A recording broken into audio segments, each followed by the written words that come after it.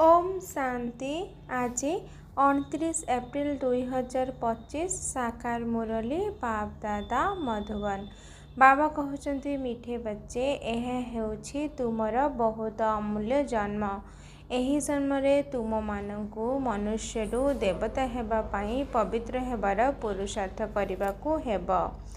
आजिर प्रश्न ईश्वरीय संतान बोलाउथिबा पिलामानंकर मुख्य धारणा कौन होइथाए?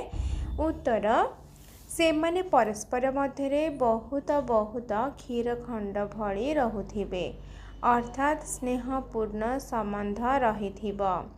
केबे भी सेमानंक संबंधरे तिक्तता होई पारिबो नाही। जो माने देह अभिमानी अटंती सेमाने ओलटा सीधा कथबार्ता करंती एवं लड़ाई झगड़ा करंती। तुम मानंक भितरे सेही भली अभ्यास रहिबा उचित नुहे। एठारे तुम मानंकु दैवी गुण धारण करी कर्मातीत अवस्था को प्राप्त करबाकू हेब। धारणा पाई मुख्य सार 1 नंबर निज भितरे जांच करबाकू हेब। मु बाबांका स्मृति रे केते समय रहुछि, दैवी गुण को केते धारण करिछि, मो भितरे कोनोसी अवगुण नाही तो, मोर खाद्य पेय चालीचलन राजकीय अर्थात मर्यादा संपन्न अटे, व्यर्थ कथबार्ता करूनाही तो, मिछ कथा कहूनाही तो। 2 नंबर जोगर चार्ट को बढ़ाइबा पाई अभ्यास करबाकू हेब। आमे समस्ते आत्मा भाई भाई अटो, देह अभिमान ठारो दूर रहिबाकू हेब। निजर स्थिति को अचल करबाकू हेब, सेथिपाई समय देबाकू हेब। आजिर वरदान 5 तत्व एवं 5 विकार को निजर सेवाधारी करुथिबा मायाजित स्वराज्य अधिकारी भव।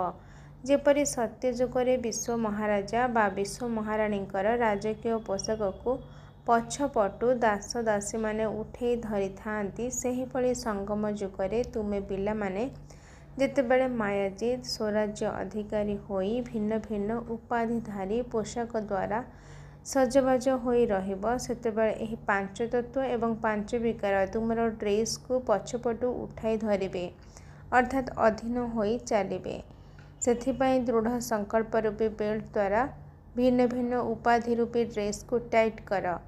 भिन्न भिन्न ड्रेस एवं भिन्न भिन्न श्रृंगार उपकरण द्वारा सजबाज होई जदि बाबांको साथी रे रहिथिबो, तेबे सेही विकार गुड़िक बा 5 तत्व परिवर्तन होई सहयोगी सेवाधारी होई जिबे। आजिर स्लोगान जो सबु गुण गुड़िकु बा शक्ति गुड़िकु वर्णना करुछ, से गुड़िकु अनुभव करिबारे मचि जाओ, कारण अनुभव ही सबुठारु बड़ क्षमता अटे।